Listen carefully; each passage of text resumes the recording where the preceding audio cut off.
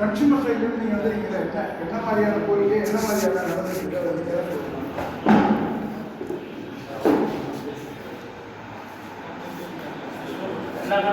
மக்கள் பாதுகாப்பு சார்பாக கோரிக்கை வச்சுருக்கோம்.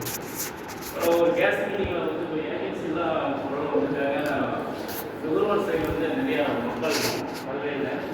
ஒவ்வொரு மீட்டிங்கையும் நாங்கள் பேசிட்டு இருக்கோம். எல்லா தளத்தாலையும் நுகர்வோர் வந்து அதிகப்படியாக இந்த துறைகளை அவங்களுடைய துறைகளுக்காக தான் நம்ம வைக்கிறோம்.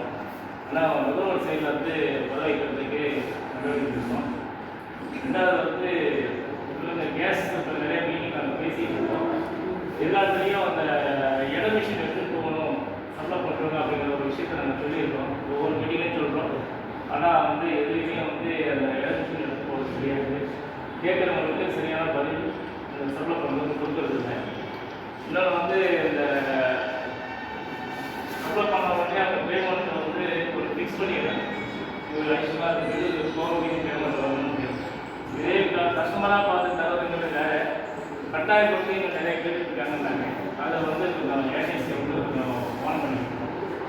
அது மேக்ஸிமம் பார்த்தீங்கன்னா உங்களுக்கு ஆன்லைன்லேயே புக்கிங்னால நிறையா பிரச்சனைகள் கரெக்டாக வந்துருக்கு. அது ஒன்றும் ஒரு பிரச்சனை இல்லை. ஆனால் இந்த மாதிரி பிரச்சனைகள்லாம் நிறையா நடந்துருக்கு. ஏன்னா இந்த டியூப்பு இந்த ரெகுலேட்டர் பிரச்சனைலாம் வந்து பார்த்தீங்கன்னா அந்த சப்ளை பண்ணுறவங்க தனியாகவே டியூப் பண்ணி வெளி மார்க்கெட் வாங்கி கொடுக்குறோன்றது ஒரு சுற்றி அமௌண்ட் வாங்குறாங்க. அதை வந்து நீங்கள் வந்து ஒரு கஸ்டமருக்கு வந்து ஒரு இன்ஃபார்ம் பண்ணிக்கணும். ஏன்னா வெளியில் வாங்கும்போது லோக்கல் என்ன மெட்டீரியல் வாங்கி தராங்க சொல்ல முடியாது. ஏன்னா சப்ளை பண்ண சொல்கிறது அப்படின்னா அந்த கஸ்டமர் வந்து பார்ப்பாங்க. அதனால் ஏஜென்சி வந்து அதை கொஞ்சம் தெளிவாக பார்த்து அவங்க கொடுக்கணும். இதுதான் சார். பேமெண்ட்டில் டெலிவரி பாய் கொடுக்குற மாதிரி வந்து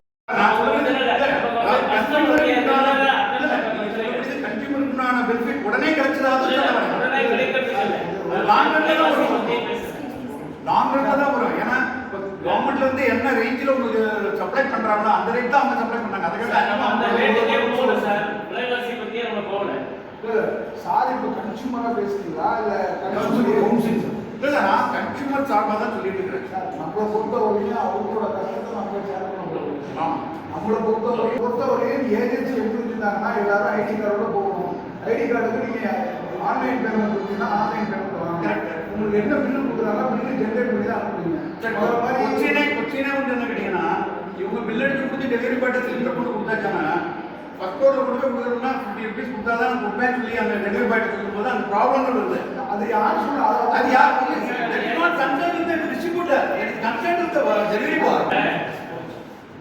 நான் என்ன கேட்க வரேன்னா எனக்கு பில்லுக்கு மேல பணம் வாங்குறாங்க அப்படிங்கிற கொஸ்டின் தான் நீங்க சொல்லாமே தவிர கரெக்ட் ஐயா இல்ல நீங்க சொல்றது உங்களுக்கு எத்தனை கன்சூமர் இங்க இருக்கு சொல்ல வரது வந்து சார் வந்து சொல்றது இல்ல இல்ல இதை பொறுத்தவரையும் நம்மளோட யாராருக்கு என்னென்ன கஷ்டம் இருக்குன்னு நம்ம பேசுறதில்ல. அஸ் ஏ கன்சூமர் கவர்மெண்ட்ல என்ன ஸ்கீம் இருக்கோ அந்த ஸ்கீம் சரியா உங்களுக்கு கிடைக்குதா அப்படிங்கிறது தான் இவரோட பிரச்சனை ஒன்று. அடுத்தது வந்து உங்களுக்கு டிரான்ஸ்போர்ட் சார்ஜஸ் மற்றது எல்லாமே அது இன்க்ளூடிங் பில்லு. ஆமாம் சரியா. அதில் முதல் மாடி போகிறா ரெண்டாவது மாடி போகிறா அப்படிங்கிறதெல்லாம் அவங்க வந்து நம்மளோட சரியா கம்பேர் பண்ணி கேட்கக்கூடாதுங்கிறது தான் நம்மளோட வேலையை தவிர அதை விட்டுட்டு நம்ம போய் அடுத்த பார்ட்டில் போய் நம்ம பார்க்கணும். அவங்க கஷ்டத்தை நம்ம ஷேர் பண்ணலாம் நம்மளால முடியாது.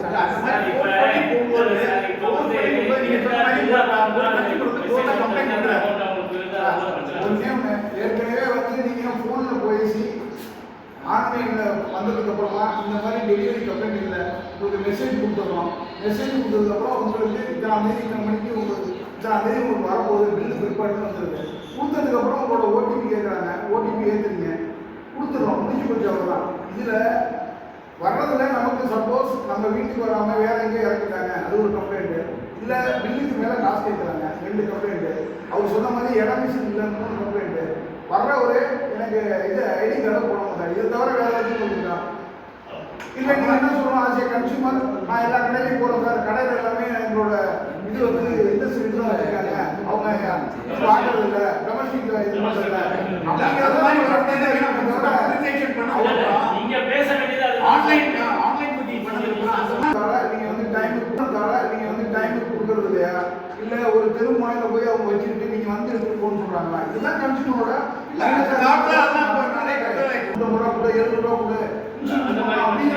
அதுதான் கன்சியூமரை தவிர நீங்க மற்றதை கஷ்டத்தை பற்றி நீங்க ஏன் ஒளி பண்ணுவீங்க?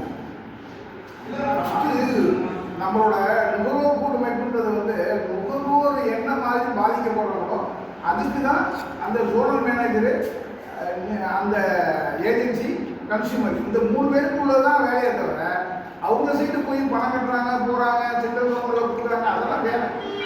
என்னால இந்த நிறுவனத்துல எனக்கு இந்த மாதிரி சீக்வன்ஸ் கொடுத்தா இது நல்லது, ஈஸியா இருக்கும் அப்படிங்கிறத சொல்லலாம். இப்போ நீங்க வில்லேஜ் எல்லாம் போறீங்க, வில்லேஜில் ஒரு இடத்துல காமனா ஒரு இடத்துல நிப்பாட்டிட்டு வந்து நீங்க வந்துட்டோம், நீங்க வந்து எடுத்துட்டு போகணும்னு சொல்லலாம். பட் இங்க எல்லாம் எப்படி நடக்குதுன்னு ஓகேவா? கன்சியூமருக்கு என்ன மாதிரி இருக்குமோ அதை பத்தி நம்ம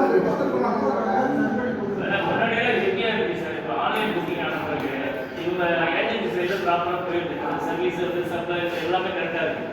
இடையில இந்த சப்ளை பண்றவங்க வந்து அதிகமா காசு கேட்கறது, டீப் இந்த மாதிரி சிஸ்டம் பெரிய நீங்க வந்து கன்சியூமர் ஆக்டிவிட்டிஸ் பண்றப்ப வர்றாங்கன்னா வந்தவங்களுக்கு உங்களுக்கு சந்தேகம் இருந்தா இடம் மிஷின் போட்டு பாருங்க. அடுத்தது யார் வர்றாங்க, எந்த ஏஜென்சில இருந்து ஐடி கார்டோட வர்றாங்க, ஐடி கார்டில் இந்த பேர் பணம் கேட்டா அப்படிங்கிறத ஆளே இல்லை. இப்படிதான் நம்மளோட வேலையை தவிர அதை தாண்டி ஒரு பொது பார்வையை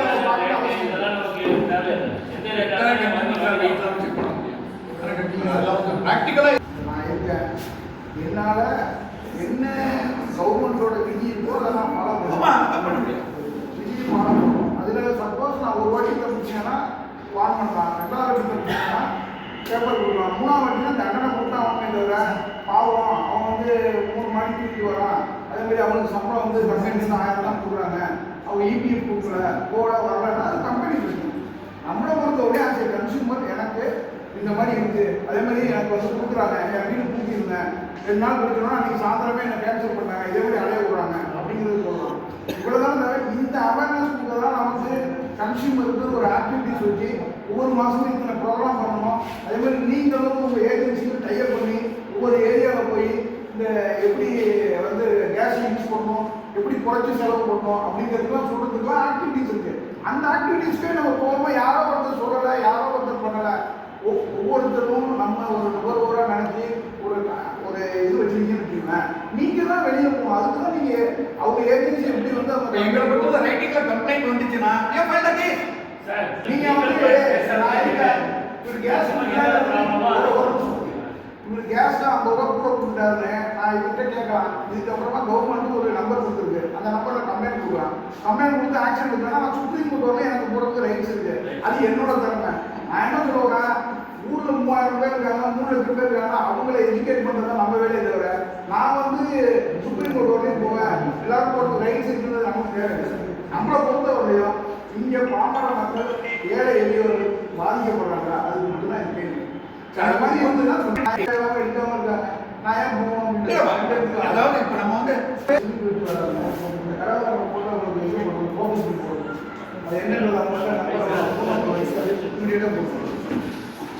சார் 2 சிலிண்டர் இருக்கு இல்லையா, ஒரு சிலிண்டர் வச்சிருக்கவங்க வந்து 2வது சிலிண்டர் அப்ளை பண்ணும்போது அந்த 2வது சிலிண்டர் வந்து 10 கேஜி தான் தருவீங்க அப்படிங்கிற மாதிரி சொல்லியிருக்காங்க. அது கொஞ்சம் டீட்டெயிலாக வந்து இன்னொரு விஷயம் என்னன்னா, வெளியூரில் இருக்காங்க சிலிண்டர் அதை வந்து சரண்டர் பண்ணிட்டு இதை வந்து வாங்க சொல்கிறாங்க. அதை சரண்டர் பண்ணாமல் வந்து அந்த சிலிண்டர் எடுத்து வந்து நேம் வந்து ட்ரான்ஸ்ஃபர் பண்ணி வாங்கலாம். தயவுசெய்து நீங்கள் கன்சியூமரை வந்துட்டீங்கன்னா உங்களோட சந்தேகங்கள் இதெல்லாம் நீங்கள் சொல்லிட்டீங்கன்னா சரியா? இதை பொறுத்தவரையும் நமக்கு வந்து நம்ம இங்கே பேசுகிற விஷயங்கள் வெளியில் போகணும், டிஸ்கஸ் பண்ணணும். ஏன்னா இந்த விஷயங்கள் வந்து எதுவுமே நம்ம எல்லாம் கரெக்டாக தான் செய்யணும்னு அவங்களும் நினைக்கக்கூடாது.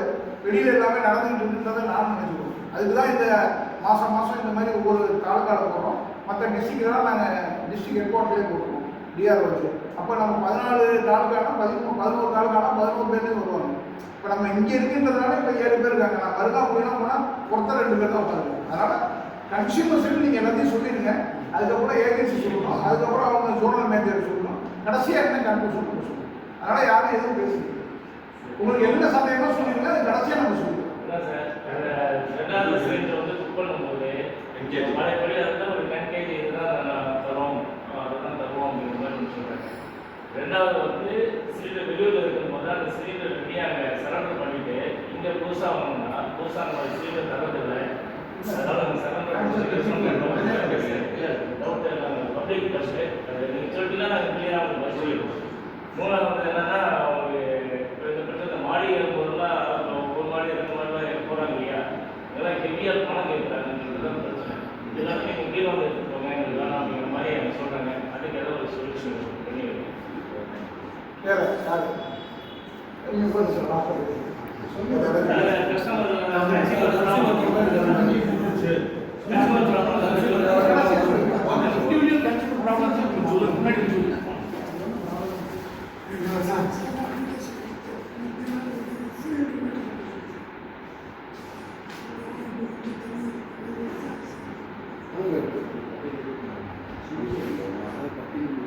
உஜ்வாலையா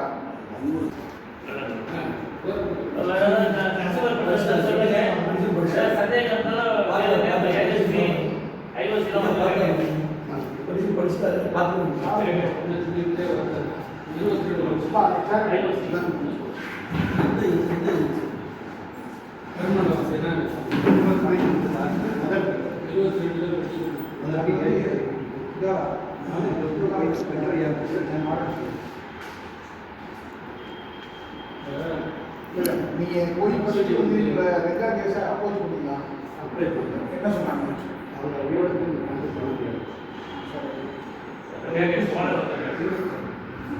உங்களோட கம்ப்ளைண்ட்டை சொல்லுங்கள், அதுக்கப்புறம் என்னன்றது கேட்டுக்கலாங்க. நம்ம அவங்க இப்போ இவர் இருக்காருன்னா இந்த மீட்டிங் இவர் வராது, இவங்களுக்கு கீழே மேனேஜர் கொடுப்பாங்க. அவங்க இந்த விஷயங்கள் அவங்களுக்கு தகவல் கொடுத்தாங்கன்னு தெரியாது.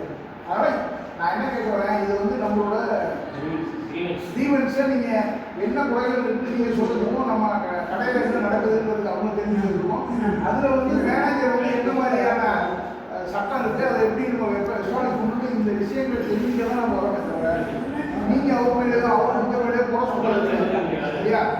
இதை வச்சுங்க நான் சொல்கிறேன். அது ஆஸ்பர் நீங்கள் உங்களுக்கு பிடிச்சதுன்னா அது வேறு யாராச்சும் சொல்லுங்கள்.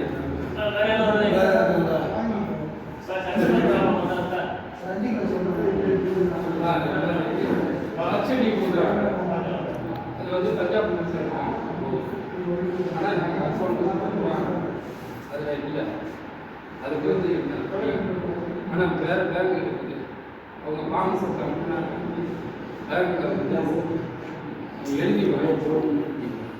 அதுக்கு இல்லை நாங்கள் அக்கௌண்ட்டு இந்தியன் ஓவர்ஸ் பேங்க்கில் அக்கௌண்ட் இருக்குது. அவங்க ஃபார்ம் கொடுத்தாங்கன்னா எழுதி அவங்ககிட்ட கொடுத்துட்டாங்கன்னா அந்த பேங்க்கு சொல்ல பஞ்சாப் நேஷனல் வேறு ஏதாச்சும் இல்லை. அதே மாதிரி இந்த கேஸ் மானியம் வந்து நிறைய பேருக்கு போடுறது சார். அது என்ன கன்சியூமர் சைடு அவ்வளோதான். டிஸ்ட்ரிபியூட்டர்னு ஒருத்தர் வந்து அவங்க கம்பெனிலேருந்து உங்களுக்கு அவங்க ஒரு சட்டத்திட்டமாக வச்சுருக்காங்க. இந்த நீங்கள் எப்பயுமே ஈஸியாக வந்து கேஸ் பேர் தானே அப்படிங்கிறதுல இப்போ அவங்க சார் சொன்னார், என்ன சொன்னார், பேங்க்கில் நான் ஏற்கனவே நீங்கள் ஃபில்லப் பண்ணி கொடுத்தது தான் அந்த ஃபார்ம்.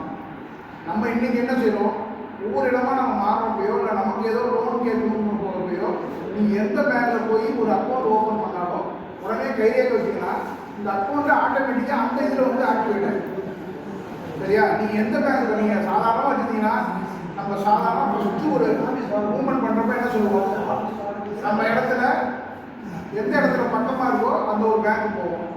அதுக்கப்புறமா நம்மளோட ரிட்டையர்மெண்ட்டோ இல்லைன்னா வேறு ஏதாவது சீக்வன்ஸ்லேயே போகிறப்ப அங்கே ஒரு கேஎஸ் இருக்கும். இப்படியே மாறி மாறி போகிறப்ப உங்கள் ரேகை லாஸ்ட்டாக நீங்கள் எந்த பேங்க்கு போய் உங்களோட அக்கௌண்ட் ஓப்பன் பண்ணீங்களோ அங்கே எல்லாமே மாறிடும். சரியா? அதனால் நீங்கள் வந்து ஏற்கனவே எந்த பேங்க்கில் நீங்கள் கொடுத்தீங்கன்னு சொன்னாலும் இது தெரியாது. பட் இவங்க வந்து இத்தனை லட்சம் இத்தனை கோடி பேருக்கு வந்து சப்சிடி போகிறப்ப யாருக்கு எங்கே போகுது கிடையாது. அவங்களுக்கு 3 மாதத்துக்கு ஒரு வேலையை எப்போ கொடுக்குறாங்களோ கொடுத்துட்டு ஓகே பண்ணிடுவாங்க. அதுக்கு ஒரு க்ரீவன்ஸுக்கு அந்தந்த கம்பெனிக்கு ஒரு காமன் ஒரு நம்பர் இருக்குது, டோல் ஃப்ரீ நம்பர் இருக்குது. அதில் நீங்கள் அடித்து கேட்டிங்கன்னா என்ன ப்ராப்ளம் அப்படிங்கிறத சொல்லுவாங்க. அப்போயும் என்ன பண்ணால் நீங்கள் ஃபோன் பண்ணுறப்ப உங்கள் எந்த மொபைல் ரிஜிஸ்டர் பண்ணீங்களோ அந்த மொபைலில் இருந்தால் போனால் தான் அவங்க ஒத்துப்பாங்க. சரியா? இதை நீங்கள் எந்த அளவுக்கு நம்ம அவங்க டிஸ்ட்ரிபியூட்டரை நம்ம எதிர்பார்க்குறோமோ அதே மாதிரி நம்மளோட ரெக்கார்டை நம்ம சரி பண்ணி வச்சோம் ஃபஸ்ட்டு.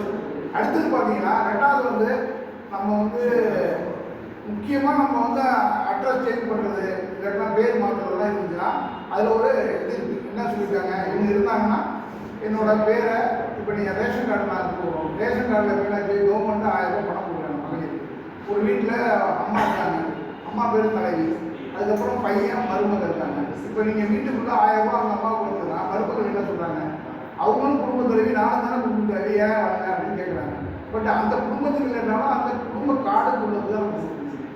சரியா? இந்த மாதிரி சின்ன சின்ன விஷயங்களும் நம்ம வந்து அப்படி இல்லைன்னா ரெண்டா பிரிங்க, கார்டு 2 கார்டு போடுங்க அப்படின்னாங்க. ஒரே வீட்டில் இருக்கும்போது 2 கார்டு போடுறதுக்கு சட்டத்தில் இடம் இல்லை.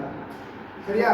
அதனால் மக்களோட எதிர்பார்ப்பு அதிகமாக இப்போ நான் என்ன சொல்லுவாங்க, இப்போ பேர் அவங்க பேர் இருக்காங்க, அதில் ஒரு கன்சல்ட் லெட்டர் வாங்கிட்டு வந்து மருமகள் பேருக்கு மாற்றிக்கலாம் அப்படின்னு எழுதி கொடுத்தாங்கன்னா அவங்க அடுத்து மாற்றி கொடுத்துருவாங்க. சரியா? ஒரு சில சட்டத்துலேனா நம்ம வந்து நம்ம அவங்ககிட்ட கேட்டுட்டு அதை நம்ம செய்யணும். அதே மாதிரி முதலெல்லாம் பார்த்தீங்கன்னா அந்த இது சிலிண்டர் இல்லை, கார்டு தொலைஞ்சு போச்சு, இல்லைன்னா உங்களோட இது இருக்குல்ல செக்யூரிட்டி டெபாசிட் கட்டிருப்பீங்க, அதெல்லாம் இருந்ததுன்னா ஒரு 20 ரூபாய்க்கு ஒரு பத்திரம் வச்சுருக்காங்க, அதில் ஃபில் பண்ணி கொடுத்தோம்னா அதை செஞ்சுக்கலாம். இந்த மாதிரி நம்மளோட விஷயங்கள் அவங்க வந்து கம்பெனியாக இருக்கிறப்ப நம்ம சென்ட்ரல் கவர்மெண்ட்டுக்கும் நம்ம ஸ்டேட் கவர்மெண்ட்டில் உள்ள ஆக்டிவிட்டீஸுக்கும் அவங்க வந்து பாலமாக தான் இருக்காங்க. பட் இவங்களோட விஷயங்கள் என்னென்னு நம்ம தெரிஞ்சுக்கிட்டு அதுக்கு தகுந்த மாதிரி இதை செய்யணும். ஓகேவா? இப்போ சார் வயசாகி போய் கிடையாது சார், கஸ்டமர் டிவைஸ்டாக ஆகணும்னா லீகல் ஆக்ட் மாற்றணும், ஒரு ஆப்ஷன் இருக்குது. தேர்ட் பார்ட்டி பண்ணணும்னா டிஃபரன்ஷியல் டெபாசிட் அமௌண்ட் அவங்க வந்துட்டு நோ அப்ஜெக்ஷன் பண்ணணும். இதே போல் என் சன் பேரில் நான் கனெக்ஷனை மாற்றி கொடுக்குறேன், ஃபியூச்சரில் ஐ நாட் டைம் டெய்லி ஐஓஎஸ்லாம் 2000 போட்டு ஒரு ஃபார்மேட் பண்ணி டிஃபரன்ஷியல் டெபாசிட் அமௌண்ட் இதுதான் சார்.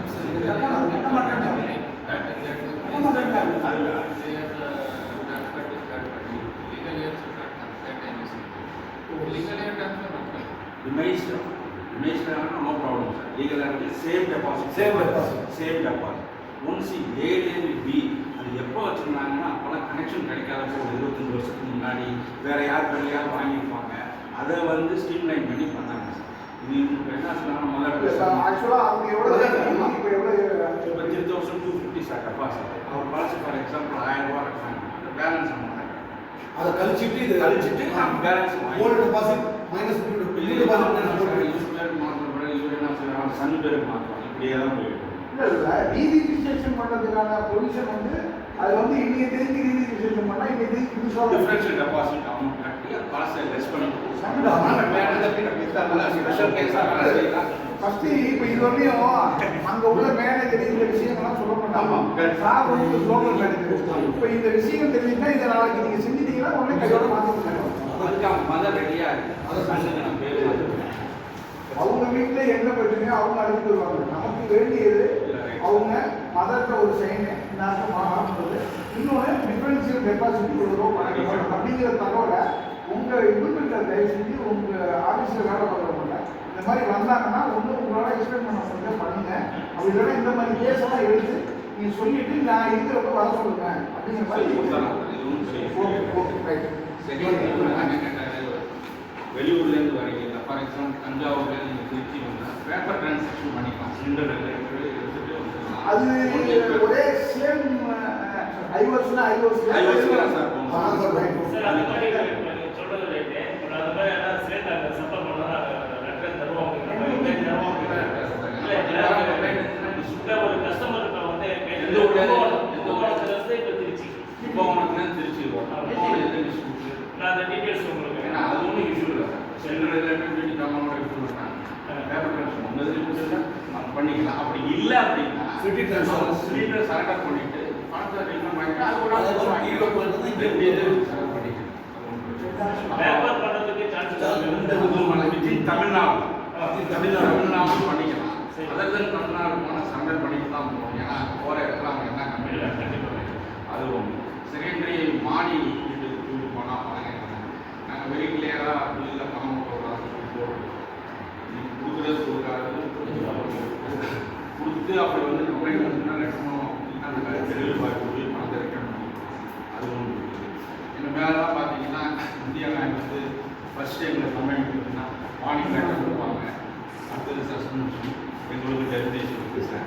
செகண்டரி வந்து ஃபெனாட்டிக்கும் இருக்குது. ஃபஸ்ட்டு ஏதாவது பண்ணி ரொம்ப ஹை இதாக 25,000 ரூபா. ஸோ அதனால் நாங்கள் வந்து கஸ்டமர் வந்து ரொம்ப டெய்லி ரிப்போர்ட் கொடுப்போம். அவங்களுக்கு கம்ப்ளைண்ட் நம்பர்லாம் இருக்குது. உடனே போச்சுன்னா வித்தின் 1 ஹவரில் நான் அதை அட்டென்ட் பண்ணி ரெடி பண்ணணும். அது ஒரே ஒரு என்னோட சஜஷன் என்னன்னா, இப்போ நீங்க வந்து ஒரு பில்லுக்குள்ள என்ன படிக்கிறோன்றது நமக்கே தெரியாது. சரியா? இருந்துச்சுன்னா ஒரு பில்லு போட்டதுக்கு ஒரு ஸ்டாம்ப் பேட்ல நீங்க எனி கம்ப்ளைண்ட் இந்த நம்பருக்கு பண்ணுங்கன்னு சொல்லி நீங்க காமனா அதிலே நீங்க ஸ்டாம்ப் பேடா இருந்துச்சுன்னா அது வெரி லோவா இருக்கும், சின்னதா இருக்கும். நம்ம எப்பயுமே கடன் வாங்க போறப்போ ஒரு ஸ்டார் மார்க் கொடுத்துருப்பாங்க. அது என்னன்னு அப்போ பார்க்க மாட்டோம். பணம் கட்டாதப்போ அவன் தேவைப்படுறப்ப இதில் அப்ளைட் பண்ணுவாங்க. சிம் கார்டு வாங்க போனாலும் எப்போ நம்ம கன்சியூமராக போய் எது வாங்க போனாலும் அப்போதைக்கு வந்து அப்ளை ஃபார் இதுன்னு போட்டு வச்சுருப்பாங்க. அதை யாரும் பார்க்க மாட்டாங்க. ஆனால் பட் திரும்பி வரப்போ நீங்கள் இதெல்லாம் ஏன் கேட்குறோமோ அப்புறம் கேட்போம். அந்த மாதிரி நீங்கள் சாதாரண ஒரு ஸ்டாம்ப் பேட் வச்சுருக்கீங்கன்னு இருக்குங்களா, அந்த ஸ்டாம்ப் பேடில் டக்குனு என்னன்னு பார்த்துட்டு போகிறது கொஞ்சம் பிடிப்பாங்க. அவ்வளோதான். ஏன்னா அது இவ்வளோ பெரிய ரசீதில் வந்து அவ்வளோ பேப்பரையும் படிக்கிறதுக்குலாம் எல்லா கம்ப்ளைண்ட்ஸும் அதனால கொஞ்சமாக அடிக்கிறது. ஜஸ்ட் ஒரு சின்னதாக ஏதாவது இது பண்ணி கொடுத்தோம். செகண்ட் டைம் நீங்கள் வேலை பண்ணி இப்போ எங்களுக்கு 350 சிலிண்டர்ஸ் வந்துச்சுன்னு வச்சுக்கோங்க. 350 சிலிண்டர்ஸ் வச்சுருக்கேன். கவர்மெண்ட்னு ஒரு 1/2 கிலோ போட்டாலும் தனியாக எடுத்து கொடுப்பாங்க. சேம் ரோடு இருக்காங்க. சப்போஸ் கஸ்டமர் வந்து இதே குறைச்சலாக இருப்பா பே பண்ணிட்டாங்கன்னா வேஸ்ட் அது வேண்டாதவங்களுக்கு நாங்கள் கேட்போம். இப்போ ஒரு 5 மாடல் இருக்குன்னா சொல்கிறேன் இது வேணுமா இல்லை அதே போகணும்னா அதே கொடுத்துருப்போம். இல்லையா நாட்டு அப்படிலாம் கிடையாது. கஸ்டமர்கிட்ட எப்படி சொல்கிறோம், இப்போ எப்படி துணிக்கடையில் நல்லா இருக்குது, இந்த பேண்ட் நல்லா இருக்குது, இந்த சாரீ நல்லா இருக்குது, எடுத்துட்டா நம்ம காமிக்கிறோம். நம்ம செலக்ட் பண்ணுறது தானே. இதே போல தான் கவர்மெண்ட்டில் கொடுக்குற ப்ராடக்ட். செகண்டரி வந்து ரப்பர் டியூபு ரெகுலேட்டர்லாம் நாங்கள் எங்களுடைய இந்தியன் ஆயில் போஸ்டரில் எல்இஆர்சின்னு பெங்களூரில் இருக்குது. எல்இஆர்சின்னு LPG equipment research central government அங்கே 3 ஆயில் கம்பெனியும் அப்ரூவல் பண்ணி அனுப்பி அதுதான் நாங்கள் போட்டு வாங்க முடிய வேறு வெளியில் வாங்க முடியாது. வெளியில் விற்கிறாங்க. As a consumer council leader நீங்கள் ரெகுலேட்டராக விற்கிறாங்க சார். விற்கிட்டு வந்து டிவி போடுறது அந்த ரெகுலேட்டர் வச்சு எல்லாமே எவ்வளோ சேஃப்டி கிடையாது தெரியுங்களா? அது யார் கேட்குறீங்க? கன்சூமர் கவுன்சில் ரப்பர் டியூப் வந்து பஞ்சாட்டே இருக்குது. எவ்வளோ கொடுக்குறோம் நாங்கள்? இவ்வளோ போட்டலில் போட்டு எடுக்கிறோம். 190 ரூபாய்க்கு விற்கிறோம். 150 இல்லை சார். நல்லா கை ஷூ பேண்ட்லாம் போட்டுக்கிட்டு ஒருத்தன் போன மாதத்தில் ஒரு ரிங்காட்ட ரப்பர் டியூப்பில் போட்டால் கேஸ் கன்சம்ஷன் ஜாஸ்தியாகும். இந்தியாவில் ஃபார்ச்சூன் பேண்ட் மட்டும் போட்டு ரேங்க் அவங்களுக்கு தெரியாத கேஸ் மிச்சம். இந்த ரிங்கில் ரப்பர் டியூப் போட்டால் மிச்சமாகும்னு சொல்லி ஒவ்வொரு தண்டையும் 550 650 வாங்கியிருக்காங்க. இல்லை சார் ஒரு நிமிஷம் பேச முடிச்சுக்கிறேன். மீட்டிங்ல இருக்கா சேஃப்டி கிளினிக் போடுறோம் சார். ஒரு 120 அப்பார்ட்மெண்ட் உள்ள வீட்டில் எத்தனை பேர் வராங்க? 5 பேர் வந்து உட்காந்துருக்குறாங்க. வாங்கம்மா நான் ஜனலேருந்தே கேட்டுக்கிறேன். யாருமே ஒவ்வொரு மாதம் நாங்கள் 3 சேஃப்டி கிளினிக் போனோம். ஒவ்வொரு அப்பார்ட்மெண்ட்லையும் சேலத்தில் 120 150 பேர் இருக்கிறாங்க. அவங்க சேரிட்டை கொடுத்து இத்தனைக்கு நாங்கள் செலவு பண்ணுறோம். பிஸ்கட் டீ காஃபி கொடுத்து இது கிஃப்ட்லாம் கொடுத்து 10 பேர் வராங்க சார். 5 பேர் வராங்க. வந்து அங்கே வந்து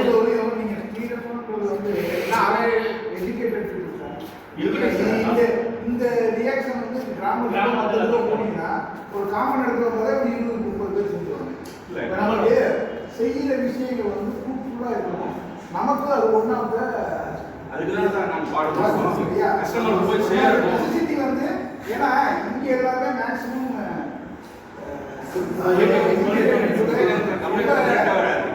ஒரே ஒரு என்னன்னா நீங்க ஸ்ரீரங்கத்தை பொறுத்தவரைக்கும் நமக்கு மேக்ஸிமம் எல்லாம் வெளியில எல்லாம் உலகத்தையே சுத்திட்டு நம்ம வந்து இங்க வந்து சாப்பிட அதான் எல்லாருக்கும் எல்லா விஷயமும் தெரியும். இப்ப இதே இது நீங்க அதை ஒட்டி உள்ள பகுதி இருக்குல்ல, இப்ப நீங்க இது இருக்கு அது வேறனா வெள்ளி திருமுத்தம் அந்த மாதிரி ஏரியா போனீங்கன்னா அங்க ஒரு டியூப் வந்து தனியா வாங்குறோம் அப்படின்னு இவங்கள்ட்ட 450 ரூபா அவங்க 150 ரூபாய் தருவாங்க. பட் ஐஎஸ்ஐன்னு சொல்லுவாங்க. இந்த ஐஎஸ்ஐலாம் வருதா வரலையான்னு தெரியாது. இப்போ இவங்களுக்கு என்ன ரூல்ஸ்னா, ஒரு வண்டி போகுதுன்னா அந்த வண்டியில் அந்த இது சின்ன சின்ன விஷயங்கள் இருக்குல்ல, இதை செக் பண்ண சொன்னோம்னா அந்த வாசல் டியூப்பு இதெல்லாம் எடுத்துகிட்டு போகணும்னு அவங்களுக்கு தெரியும். அவங்களோட கம்பெனியில் தான் எடுத்து கொடுப்பாங்களே தவிர அவங்க இண்டிவிஜுவலாக எடுத்து வந்து நீங்கள் சந்தேகப்பட்டீங்கன்னா நீங்கள் இன்ஃபார்ம் இல்லை சார். நீங்கள் ஏஜென்சி வந்து அதை பண்ணது இல்லை சார். ஏஜென்சியை பொறுத்த வரைக்கும் அவங்களுடைய சிஸ்டம் என்னவோ அதை ஃபாலோ பண்ணுறீங்க, நீங்கள் கொடுக்குறீங்க. அது பிரச்சனை இல்லை. உங்கள் நாலேஜ் இல்லாமல் கஸ்டமருக்கு வந்து நேராக வந்து வெளியில் வாங்கி தரது தான் நான் இல்ல, அப்படி எல்லாம் கம்ப்ளைண்ட் கன்சியூமர் தான் அவேர்னஸ் பண்ணுங்க. பில்லு கேட்க மாட்டாங்க. அவங்க வந்து இப்போ 190 ரூபா 150 அவங்க வந்துட்டு மேக்ஸிமம் 98% வாங்க மாட்டாங்க. ஏன்னா அவங்களும் வெளியில் போய் செய்ய மாட்டாங்க. கடையில் வாங்கி கொடுப்பாங்க, ஆனால் கையில் வச்சுருவாங்க, கொடுத்துட்டு வருவாங்க. ஒரு பர்டிகுலராக இருந்து செய்யப்படாமல்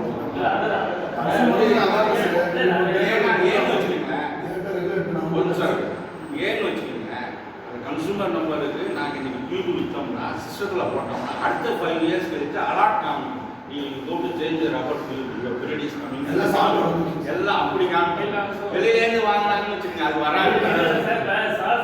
என்னன்னா ரேட்டு வயசு வந்து நீங்க அந்த கம்பெனிஸ்னா ரேட்டு சொல்லிருக்கீங்க, அந்த ரேட்டு கரெக்டாக தான் இருக்கு. இவ்வளோ கம்மியாக தான் வெளியில் ஐஎஸ்ஐ அதோட வாங்கி தரேன். ஒரு நிமிஷம் சார், இதை நல்லா புரிஞ்சுங்க. எந்த இடத்துலையும் டிஸ்ட்ரிபியூட்டருக்கு இன்னொரு விற்கிறோன்னா ஏன் விற்கிறேன்னு அவங்க கேட்க போகிறது சரியா? அதே மாதிரி நீங்கள் வந்து எதை பண்ணாலும் எந்த ஒரு ஆபத்து நடந்தாலும் சரியா? நம்மளை பொறுத்த வரையும் அவங்களுக்கு சொன்ன அவேர்னஸ் இந்த மாதிரி செஞ்சுட்டீங்கன்னா நல்லது, இந்த மாதிரி இந்த குவாலிட்டியில் இருக்கும் அப்படின்னு அவங்க சொல்கிறாங்க. இஷ்டம்லாம் செய்யுங்க, லெட்டர் விட்டுருங்க, அவ்வளோதான். அது அது வந்து எனக்கு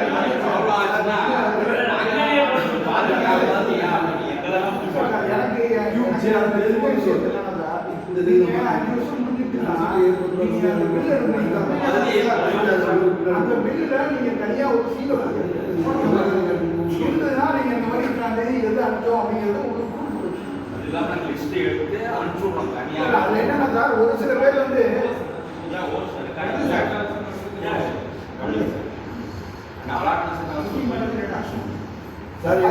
மெசேஜ் சார் எங்களுக்கு டார்கெட் இருக்கு சார். மாசம் இவ்வளோ ஹோஸ்டிங் கம்பெனி டார்கெட் இருக்கு சார். அப்போ நீங்கள் கன்சியூமர் என்ன சொல்கிறோம்னா, இந்த மாதிரி நீங்கள் வாங்கி 5 வருஷம் ஆச்சு, அவங்க வந்து கம்பெனிலேருந்து எப்போ சொல்கிறாங்களோ அதை நீங்கள் மாற்றிட்டீங்கன்னா இன்னும் 5 வருஷம் போகும் அப்படிங்கிற மாதிரி சொல்ல வேண்டியது. அது வருதுங்க. பில்லுமே வந்துருது. பில்லுமே வந்துருது. ஒரே ஒரு இன்ஃபர்மேஷன் சார் சொன்னதுலேயே அது காம்பனன்ட்ஸ் வந்து டியூபோ இந்த ரெகுலேட்டரோ நம்ம வாங்கக்கூடியது வெளியில் நம்ம வாங்குறது நம்ம யாரும் தடுக்க போகுது. ஆஸ் ஏ கன்சியூமர் வந்து ஒரு விலை கம்மியாக ஒரு விஷயம் விலை கம்மியாக நம்ம வாங்கிடலாம். ஆனால் அதனால் வரக்கூடிய ஒரு விஷயத்துக்கு அவங்க பொறுப்பு கிடையாது. ஏன்னா அதுதான் அது மெயினாக தான். இது ஒரு சிமிலர் கேஸ் வந்து நம்ம மெட்ராஸில் வந்து இது பண்ணி கேஸே எடுத்து யார்கிட்ட வாங்கினோம்னா அந்த பில் வந்து பார்த்தீங்கன்னா கிடையாது. அமேசான் ரொம்ப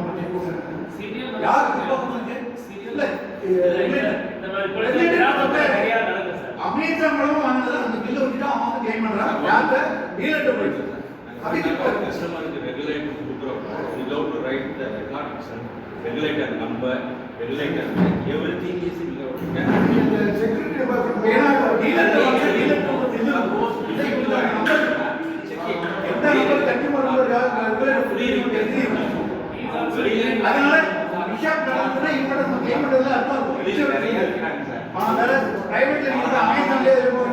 40 years of distribution 1985 இது வந்து என்ன இது வந்து நீங்க வந்து ஆயில் மார்க்கெட்டிங் கம்பெனில இருந்து கன்சியூமருக்கு ஒரு அவேர்னஸ் கிரியேட் பண்ண ஒரு கமர்ஷியல் இந்த மாதிரி அது நீங்க வரைக்கும் மேனுஃபேக்சர் பண்றோம். நமக்கு நீங்க சொல்ற மாதிரி சொல்லுங்க, நீங்க சொல்லுங்க.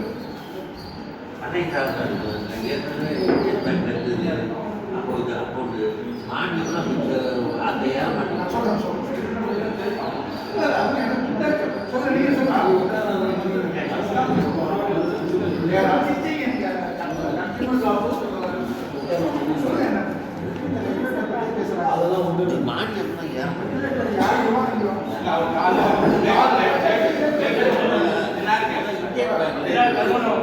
இப்போ வந்து என் அக்கௌண்ட் வந்து இப்போ யூகோ பேங்க் என்னமா அந்த அக்கௌண்ட்டை வேற ஒருத்தவங்க யூஸ் பண்ணுறாங்க.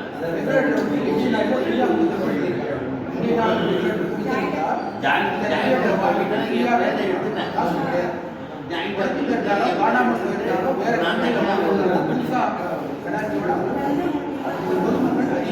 எடுத்துட்டேன். எவ்வளவு அவேர்ஸ் இருந்தாலும் விரைவாக கிடைக்குதுங்கிறதுக்காக கடையில் போய் வாங்கிட்டு வந்து போட்டுறாங்க.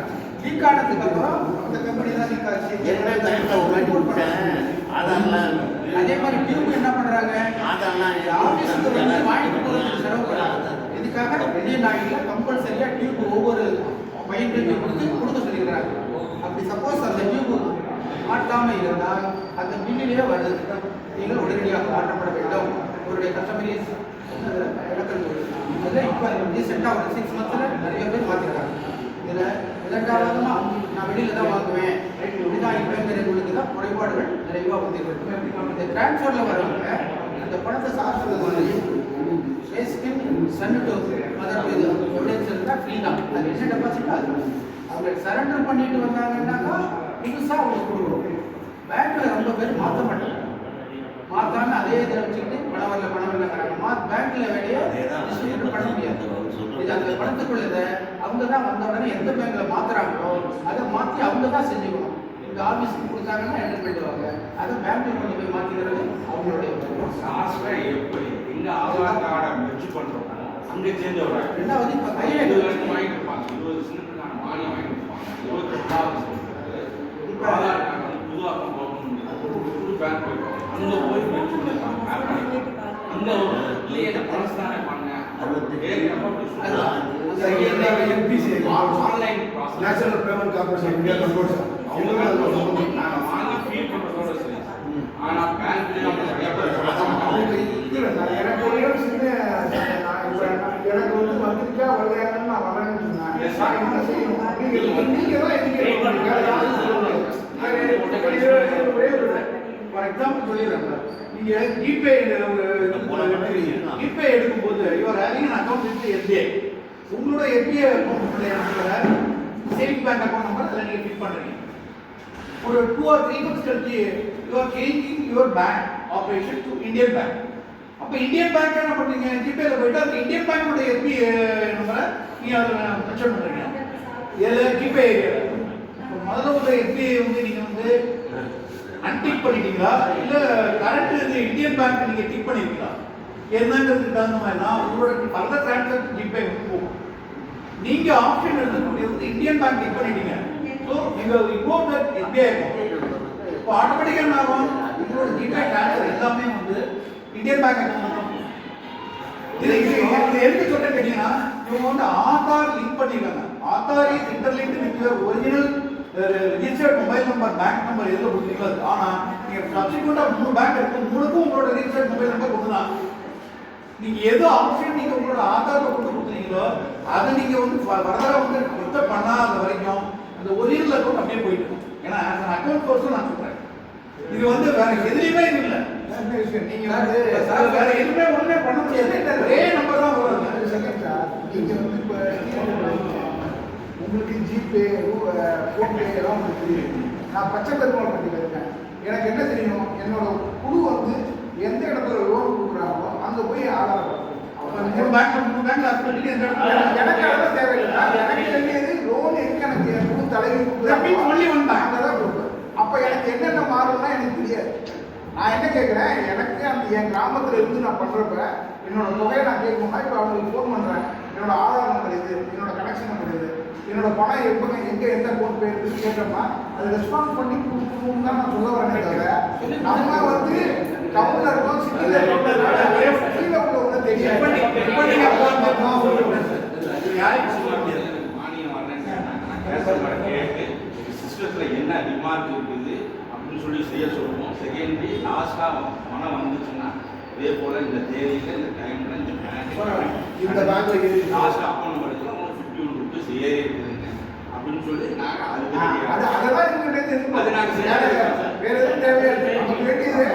அதுக்கு ஒருத்தர் போய் கேட்குறாங்க, இந்த பேங்க் அக்கௌண்ட்டில் இந்த பாஸ்புக் எடுத்து போய் கேட்குறாங்க, ஒன்றும் கிடையாது. இப்போ என்னோட அப்பா பேர்லேயே அவங்க அப்பா இருக்காருன்னு வச்சுக்கோங்க, நான் வாங்கிட்டேன், திரும்பி பேர் மாற்றணும் போகணுன்றப்ப எங்கள் அப்பா என்ன அக்கௌண்ட் கொடுத்துருக்காங்களோ அங்கே தான் பணம் போயிருக்கும். ஆனால் நான் இன்னைக்கு நான் தான் பே பண்ணுறேன், ஓகேவா? அப்போ நான் என்ன நினைப்பேன், எனக்கு ஏன் பணம் வரல அப்படி தான் நடக்கும். அப்போ ஒரிஜினலாக என்ன பண்ணணும், அவங்களோட அக்கௌண்ட்டை கொண்டு போய் அவங்க அப்பா பேருக்கு என் பேருக்கு மாற்றினதுக்கு அப்புறமேல தான் நம்ம அக்கௌண்ட்டை எடுத்துட்டு போகிறோம்.